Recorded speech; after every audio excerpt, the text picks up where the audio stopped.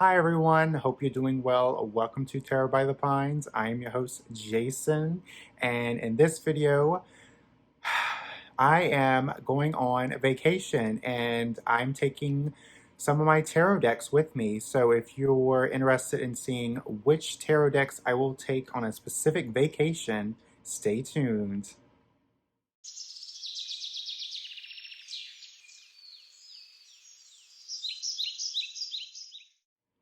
So obviously this video is all about Tarot on Vacation, which is a hashtag created by Nancy over at the Paper Moon Tarot, who does fabulous jobs in her videos and creates the most fun and unique hashtags in the community. And I am so excited to participate in this one. Essentially, you are going on 7 different vacations and you will be taking one specific tarot deck for each one. And the question is, what are they? And with summer coming up or is here, um, you know, we're all traveling again and things are getting to somewhat back normal. So, of course, there's going to be vacation. And tarot does not take a vacation. So, um, I decided to do this hashtag because I thought it was really fun and just give me an excuse to show off some possibly new decks. So of course I will put the original video from Nancy in the description box below so you can check that out.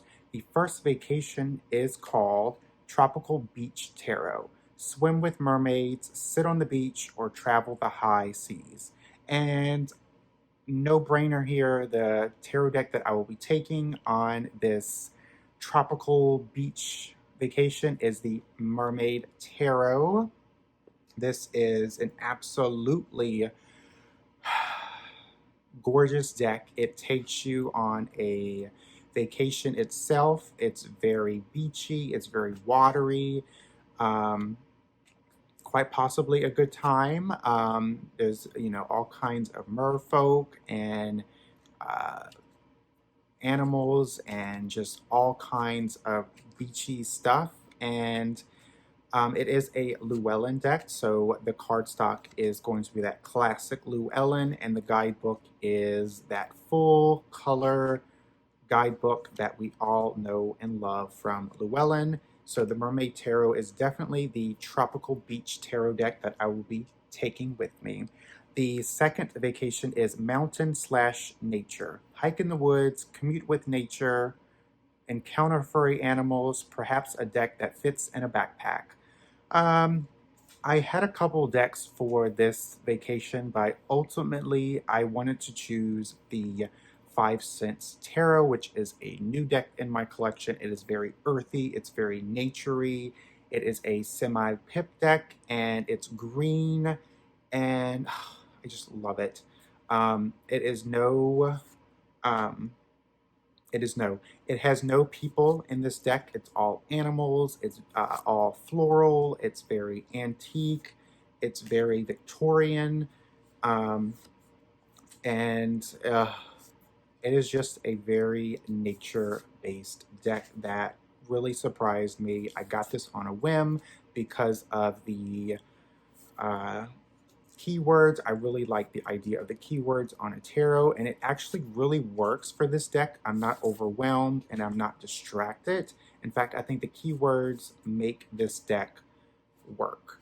But this deck is a good time. It's full of nature, animals, and some interesting surprises. Each card has little things here and there, and it's just a blast to read with.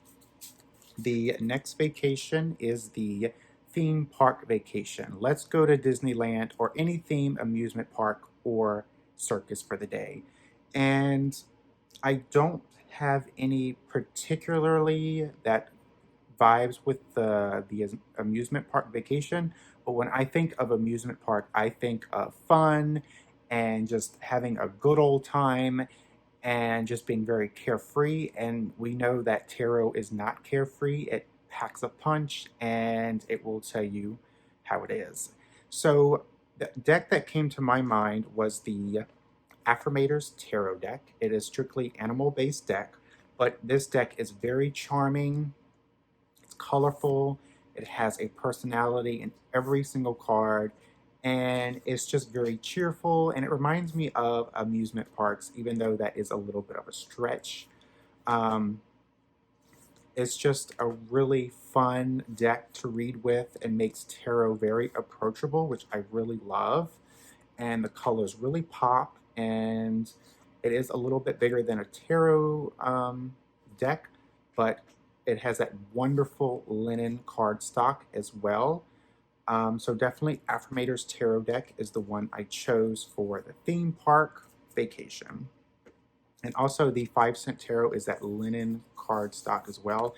Can't forget to mention that. The next theme or vacation is cultural vacation. Visit art galleries, catch a Broadway show, listen to a concert. And I ultimately chose the Tarot of the Divine. This deck is all based on deities, fairy tales, legends of all cultures. And this deck has that, I guess, comic book type of artwork, I guess. The cardstock is that plain cardstock, like a bicycle deck, but it is tarot size. But I love how this deck goes into a lot of different cultures and talks about the fairy tales, legends, deities, things that we wouldn't normally know about unless we seek that out. And in a cultural vacation, you are seeking out that culture. And I really appreciate this deck. And that's why it works for a cultural vacation. And I highly recommend getting the Beneath the Moon book to go along with this deck, which goes more into detail of all the different fairy tales and stories in the cards. The next vacation is adventure, safari, mountain climbing, dig for treasure, what's your pleasure? And this one might be a little bit of a stretch, but I chose the Everyday Witch Tarot, and this is the mini version, which I have ultimately come to love. Since these are mini, the artwork does not. What am I trying to say? It's still packs that punch that I really like from the full size deck. You don't get lost, or the images does not get lost if it's a mini size. I chose this because when I think of adventure, I think of going into a different world, and the Everyday Witch Tarot reminds me of Harry Potter for some reason. I guess because of the witches and the wizardry, the magic. So this can be a little bit of a stretch, but I think it works for me. This deck is always a good time. Whenever I pull it out, I'm literally being thrown into a new world, and it's just very fun, and so many different surprises come out of this deck when you read with it. The next vacation is education vacation. That's a mouthful. Go on an archeological dig, attend a tarot convention, study with the Dalai Lama, or learn a language. What do you want to explore? This one, I chose the Animal Totem Tarot for 2 reasons. The guidebook for this deck is probably one of my favorites. It is very detailed, and it goes into the card itself. So it goes into the specific animal in each card, and you learn about the animal in the card, which I really like about this guidebook.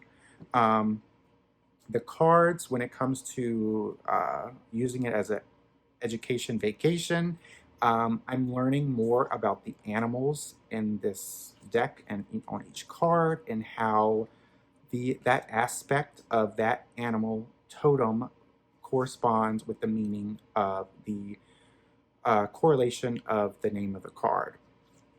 And this is a deck that I rehomed a long time ago when I first started reading tarot. It is not a beginner-friendly deck, and I believe that is the reason I rehomed it, because I was very intimidated by it and I didn't get it. So this is for more of a advanced tarot reader. But once you have it all down packed, this deck with animals is very interesting. It's educational, it's fun. It does have that little grittiness of tarot um, that we all know and love, of course, but it does have a little bit of a cheeky side and a little bit of um, adventure. So this could also be a great choice for the adventure tarot because you are learning about, because you are not only learning about the animals, but you're going on adventure with that specific animal in each card. The last vacation is my favorite. If you know me, you know why. It is the haunted vacation. Ever want to go on a ghost hunt, stay at a haunted house, or tour a spooky castle? And I was ultimately going to choose the Halloween Tarot because that is my ride or die spooky deck. However, I have a new spooky deck in my collection that you may have seen in the past couple videos or what have you. It is the Edgar Allan Poe Tarot. This deck is great for a dark and spooky night when it's raining, when it's storming outside. It is a great deck for that, and because of a haunted vacation, this is one I will take. There's something very grim and macabre about this deck that's very interesting to me. It has a little bit of a dark vibe to it because of the images, and plus Edgar Allan Poe. Each card reflects a story that Edgar Allan Poe had written, and or poem, um, and it's just a very interesting deck to work with, especially if you are a fan or not a fan of Edgar Allan Poe, but you are interested in his stories, poems, what have you. But this is definitely a deck that is great for if you want to spend your vacation in a haunted house or castle. Maybe you'll have some visitors once you use this deck. Who knows? Thank you so much for watching this video. Nancy, thank you for creating the hashtag called Tarot on Vacation. As we all know, tarot does not take a vacation, so this was fun going through my decks and seeing which tarot deck I would take on that specific vacation. Of course, if you want to participate in this video, I will put in the original video to Nancy in the description box below so you can check that out, see all the different categories, and yeah, thank you so much for watching, and until next time, I will see you for Tarot by the Pines.